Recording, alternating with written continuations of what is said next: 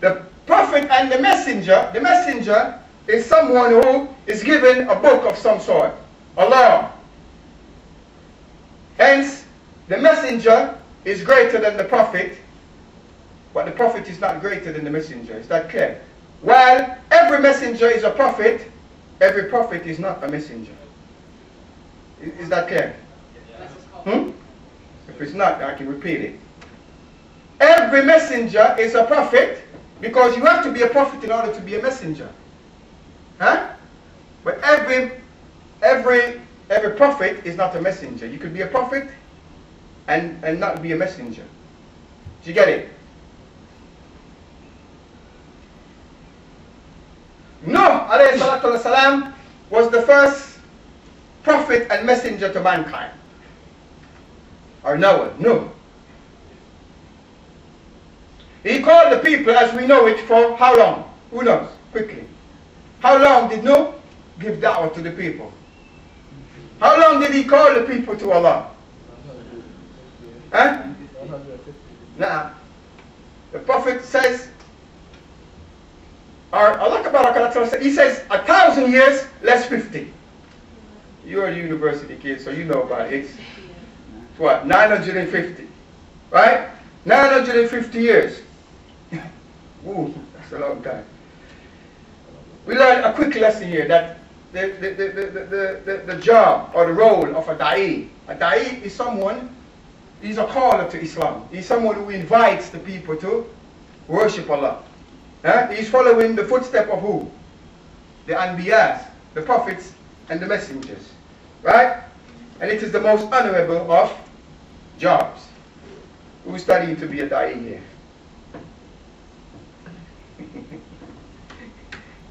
Come on, man, you got to put a little humor in there, man. Be so serious. What's happening? Anyway. Right, I'm going to try to quicken the pace because I don't want to bore you. You know, it seems like you're getting a bit bored here. All right. So, we said Noah was the first prophet and messenger to mankind. And he called the people to the worship of Allah for 950 years until after 950 years, of course, he became tired. And he said, look, because they begin to threaten him, you know, to take away his life and so forth. So no, he called upon his Lord, saying, oh Allah, destroy them. And do not leave a single one of them on the face of the earth. Why? Why did Noah do this? Why did he do this? Why did he say that? Do not leave a single one of them. Why did Noah say that? Quickly, come on. I'm trying to quicken the pace, but what's happening? Huh? Yeah, but I'm sure, you know, not all of them were so persistent in their disobedience. So that's not the reason. Someone else, quickly. To get rid of evil. Huh? To get rid of evil. Elaborate a little bit more, because you're on the right track. I'm trying to lead you here. Come on. Because they didn't want anyone to be left in the earth that would have this life bit of like, you know, evil thoughts or anything. Absolutely. So you see, Noah was concerned that if anyone was left, they would corrupt anyone who is to come afterwards. Do you understand? After they were destroyed, Noah and his family were saved, of course. We know the story. So if any one of those, the first group, was left, they might corrupt Noah's offspring. Isn't it? So if we get rid of them, then we ain't got to worry about that. We already have the Salihin, the righteous. Right? So this was the purpose. It wasn't personal. Noah just wanted to ensure that all the corruption was wiped out and they would not affect the righteous. Now, so of course we know that Noah, the people were destroyed, and for 10 generations after the death of Noah, the people were up, all of the people were upon Tawheed. You know what that is, Tawheed. They worshipped Allah exclusively, no one else. They didn't associate partners with Allah. They understood who Allah was, and they worshipped Him, and they never associate anything or anyone with Him for 10 generations after Noah. Right? And then what happened? Anyone? Shaitan came along. We know who Shaitan is, isn't he? He's been there from day one. And he's made a promise. We know what the promise is, remember? Huh? When he says to Allah, "Oh Allah, I will approach them from in front, behind, and from both sides, and what? And surely you will find most of them to be ungrateful to you, because to them I shall be a sincere advisor." When he's whispering to you, you think he's your friend. When he says, "Yo, what's that?" You know? Look, I showed you that. You know what I'm saying? She's cute, isn't it? You think, okay, that's my friend. That's what you think. You know what I mean? But indeed, Allah subhanahu wa ta'ala, He told you who Shaitan was. Who He said Shaitan was. He says, indeed, he is an open enemy. Indeed, no doubt, he is an enemy to you. So take him as one. Treat him as one. But do we do that? Huh? By Allah, I say, most of the time, we obey Shaitan more than we obey Allah. Daily.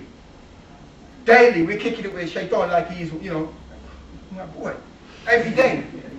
Every day, he whispers something to you. I'm telling you, I know this. Shaitan comes to you in the street when you're walking, and you're walking this way, and the sister is coming from that way, yeah? And because you're looking ahead, because you have to be looking where you're going, unless you're going to walk into a bus or a car or something, so you need to be looking where you're going. So you're looking ahead, no harm in that, because you need to be looking where you're going. The sister's coming that way, you're coming this way, and Shaitan, he comes to you, and he says, I can show you right there. Right? Now, Shaitan, we know that, I don't want to stray too far from it, but there's a jinn that is appointed to each and every one of us. Who knows that? Right? And he's our companion. Right? And he knows everything about us. How? How does he know everything about us? Quickly. Huh? Can he hear your thoughts? Huh? He's with you. He's your companion daily. So he sees everything that you do. True or false? Huh? Okay. So when you're eating food, if you're eating chicken or whatever, he's watching you. You're eating the chicken. You eat all of it. He knows what? You like chicken. It's not rocket science. I don't need to be a university student to know that. You know what I mean? You finish the food. You're smiling. You might even, he knows. Oh, so you like chicken. It's not hard, is it? You're eating another type of food. You might see a frown on your face or something, and you leave most of the food. You think, oh, so you don't like ribs. Simple, isn't it? No? He sees the type of clothes you wear. He knows your taste. No? He sees when you look at certain girls, and you smile. He knows. Oh, so that's your type. Huh?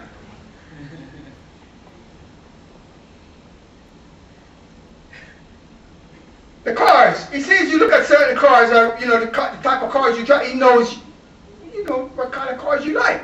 In a nutshell, he knows you, because he's with you every day. It's not difficult, right? So he sees you walking. The sister's coming, and he says, "Look at Shorty right here." You look at her. Yeah, you can't avoid it. But now she passes you. She passes, and when she passes, he comes back and he says, "Hey, I know she's kind of cute in the face, but I wonder what she looks like back there." And you do like this. Yeah.